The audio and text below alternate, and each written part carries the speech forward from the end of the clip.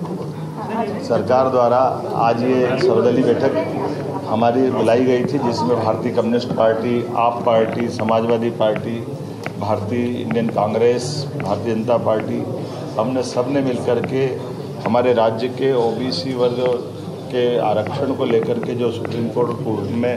प्रकरण चल रहा है, जैसा कि हम सबकी भावना है, ये चलने वाले कोर्ट के स्टे पर चूँकि कांग्रेस भी और बाकी अपोजिशन पार्टी भी और भारतीय जनता पार्टी भी सबने अपनी विधानसभा में भी इस बात को स्पष्टता के साथ रखा था कि 27% आरक्षण देने में हम यूनानिमस तैयार हैं। तो चूँकि कोर्ट में अलग अलग वकील लड़ रहे हैं, अलग अलग प्रकार से प्रकरण है, लेकिन चूँकि सुप्रीम माननीय न्यायालय ने एक निर्णय लिया कि वो 22 सितंबर से डे टू डे की इसकी हियरिंग करेंगी। ऐसे में डे टू डे की हियरिंग करने में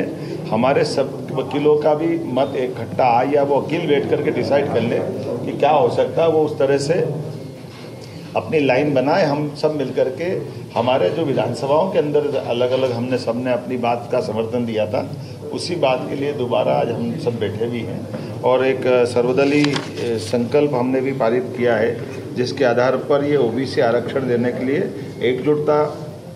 एक फोरम पर आए और इसी में विधायिका, न्यायपालिका, कार्यपालिका सम्मिलित रहे। इसके क्रियान्वित करने के समेकित प्रयास करेंगे और इससे जुड़े वकीलों को 10 सितंबर के पहले सभी सामूहिक रूप से बैठ करके बात कर ले, क्योंकि ये बात सही है कि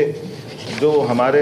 होल्ड ये जो 14 और 13% के अभ्यर्थियों का प्रकरण चला है, तो 14% क्लियर हुए लेकिन 13% पेंडिंग है। अगर माननीय न्यायालय जल्दी से इसका निराकरण करेगी तो हम सब चाहते हैं कि जल्दी से जल्दी 13% जो बचे हुए विद्यार्थी हैं, जिनकी एज लिमिट से भी बाहर हो रहा है, उनको भी इसका लाभ मिल जाए, वो सब नौकरी में लगे। कुल मिलाकर के कई विभागों में जिनमें आरक्षण नहीं था वह भर्ती भी करी है, लेकिन अभी जो एक भी बच्चा बचने नहीं पाया, ये सभी दलों की भावना है और सभी दलों की भावना के आधार पर हमने आज बैठकर निर्णय लिया।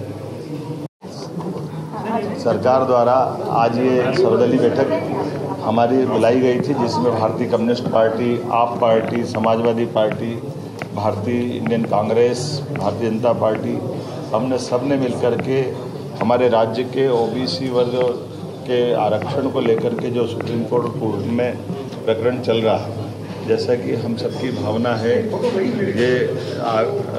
चलने वाले कोर्ट के स्टे पर चूँकि कांग्रेस भी और बाकी अपोजिशन पार्टी भी और भारतीय जनता पार्टी भी सबने अपनी विधानसभा में भी इस बात को स्पष्टता के साथ रखा था